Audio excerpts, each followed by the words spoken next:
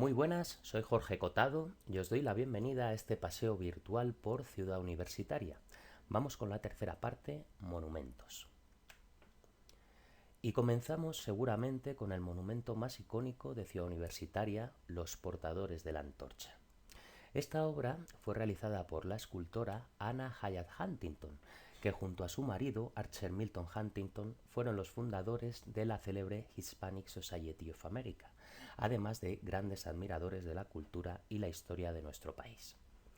Anna Hyatt trabajaba en yeso y de esa figura en yeso se realizaban varias copias, bien en bronce o bien en aluminio, como es el caso que nos ocupa. Los portadores de la antorcha es una obra muy bella. La obra parece como si fuera una fotografía de una escena que acaba de ocurrir. Vemos tres personajes en la obra, dos hombres y un caballo. La figura principal, que es la del jinete y el caballo. Si nos fijamos en esta toma, vemos la posición retorcida del caballo, que resulta un alarde escultórico espectacular. La idea es que el jinete iba montado en su caballo a toda velocidad y de repente tira de las riendas para frenarlo bruscamente, de ahí la figura del caballo. ¿Por qué ha frenado bruscamente? Porque el jinete se ha encontrado con un personaje que podemos ver aquí. Este personaje está en el suelo con un gesto de sufrimiento y de dolor. Lo que hace este personaje es sujetar una antorcha que entrega al jinete, como podemos ver aquí. Esta antorcha representa simbólicamente el conocimiento, el traspaso de conocimiento entre generaciones, con lo cual es una obra muy simbólica para un centro de estudios superiores como lo es Ciudad Universitaria. Seguimos con un monumento homenaje a el doctor Gregorio Marañón. Dr. Gregorio Marañón fue uno de los mejores endocrinos del mundo y un brillante pensador de muchísimos campos. No en vano perteneció a 5 de las 8 reales academias de nuestro país. En 1970 habían pasado 10 años desde su fallecimiento, con lo cual se le decide hacer un homenaje. Para ello contamos con el escultor Pablo Serrano Aguilar, uno de los escultores españoles más conocidos del siglo XX. Pablo Serrano suele utilizar una mezcla entre realismo y cubismo que volvemos a ver aquí en su monumento al doctor Gregorio Marañón. Toda la escena ocurre en un entorno, como vemos, con una lámina de agua. En esta lámina de agua se sitúan varios hexágonos en piedra que creemos representan moléculas. Además de esto, detrás de la figura del doctor Marañón aparecen dos ventanas. Estas dos ventanas hacen referencia a sus dos grandes campos de conocimiento, la medicina por un lado y el humanismo por otro. La propia figura del doctor Marañón vemos que se distingue perfectamente la cabeza, sin embargo el resto pues empieza a desconformarse en una figura abstracta. Nos recuerda a otras obras de Pablo Serrano, como por ejemplo el homenaje a Miguel de Unamuno en Salamanca. Seguimos con el monumento homenaje a Severo Ochoa, un brillante médico y bioquímico español que obtuvo el Premio Nobel de Medicina allá por 1959. Comentar que de los 8 premios Nobel con nacionalidad española, 7 de ellos estudiaron o fueron profesores de la Universidad Complutense. El monumento a Severo Ochoa fue realizado por el escultor José Víctor Ochoa, que a la vez es sobrino del doctor Severo Ochoa.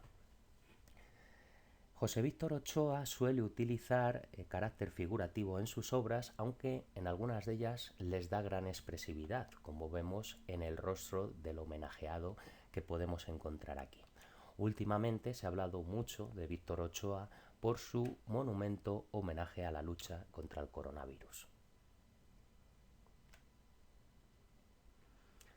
Continuamos con el monumento dedicado a Alfonso XIII. En los vídeos anteriores ya vimos la importancia que tuvo el rey Alfonso XIII en el proyecto de la ciudad universitaria. Por ello, se le quiso hacer un homenaje en este sentido. La obra que podemos ver es una obra de Fructuoso Orduña. Este escultor fue alumno de Mariano Benlliure y perteneció a la Academia de Bellas Artes. En sus obras podemos ver que utiliza un realismo que recuerda en parte a las esculturas de su maestro. La figura de Alfonso XIII fue esculpida en 1943. Sin embargo, no se colocó en el lugar que la tenemos hoy hasta 1988, lo que resulta bastante sorprendente. Creemos que entre procesos políticos e incluso despistes, pues la figura estuvo guardada hasta ese año, 1988. La figura del rey que vemos en esta imagen en más detalle, podemos ver que la mayor calidad de la figura la encontramos en la vestimenta, que es donde se encuentra más lograda. En esta imagen de cercana también podemos ver las enormes manos del personaje, que a distancia no se nota tanto, pero si nos acercamos a la figura se ve perfectamente. Y también vemos que el rey Alfonso XIII está sujetando una especie de pergamino. Este pergamino representaría el proyecto de la ciudad universitaria.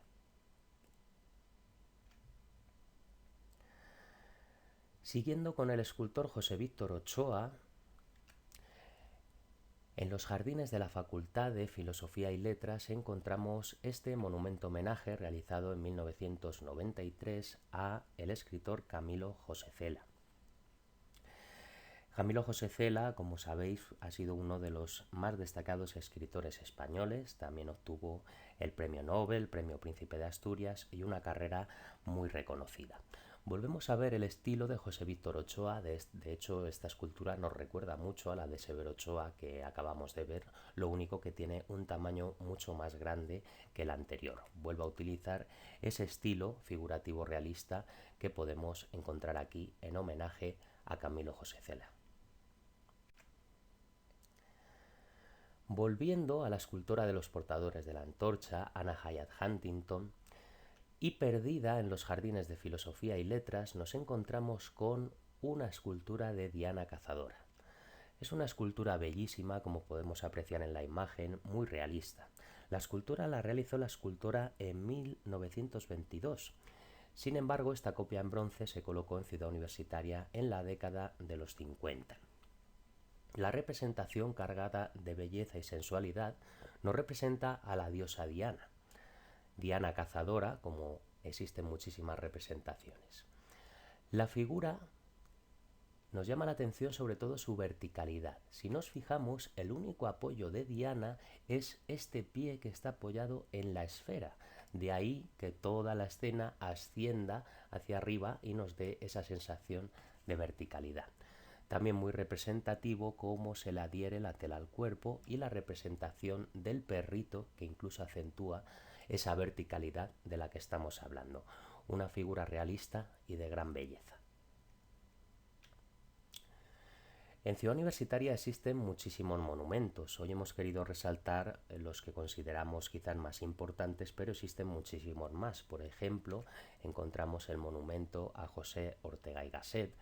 Otro monumento más actual sería el monumento homenaje a las víctimas del 11M. Pero si tenemos que destacar una obra, es una obra histórica con 500 años de historia. Nos referimos a la portada del antiguo convento de la Latina, realizada por el maestro Hazán allá por 1507. De la fachada del edificio solo se conserva la portada, que fue trasladada al entorno de la Facultad de Arquitectura. Hoy podemos observar una maravilla historia de la ciudad de Madrid. Para terminar, he incluido un mapa para una ruta recomendada por la ciudad universitaria, una ruta que incluye todo lo que hemos hablado en estos vídeos. Sería una ruta circular. Para comenzar, partimos del metro Ciudad Universitaria. Aquí encontramos el conjunto de ciencias médicas. Podemos ver, aparte de las facultades de odontología, farmacia y medicina, los monumentos a los portadores de la antorcha que encontramos aquí, al doctor Gregorio Marañón y al doctor Severo Ochoa. Continuaríamos detrás de la Facultad de Farmacia para llegar a esta zona donde podemos ver la central térmica. Y desde aquí podemos dar un paseo por el siempre agradable Jardín Botánico Alfonso XIII. Saliendo del jardín, y en esta parte encontramos el monumento a Alfonso XIII, y si continuamos llegamos a la Facultad de Filosofía y Letras. En la plaza central podemos ver algunos monumentos, entre ellos el monumento a Camilo José Cela, y en los jardines de la parte de posterior encontramos la Diana Cazadora. Regresando por la avenida Complutense, veremos el edificio de la Facultad de Ciencias de la Información, así como el monumento a las víctimas del 11M, regresando a Metro Ciudad Universitaria. Aún así, la zona de Ciudad Universitaria es una zona de grandes zonas verdes, con muchos monumentos y con muchos secretos, con lo cual recomendamos perderse para conocer otros lugares. Finalmente, agradecimientos a las personas que me han ayudado en este trabajo. Espero que os haya resultado interesante y nos vemos pronto con otros vídeos. Muchas gracias.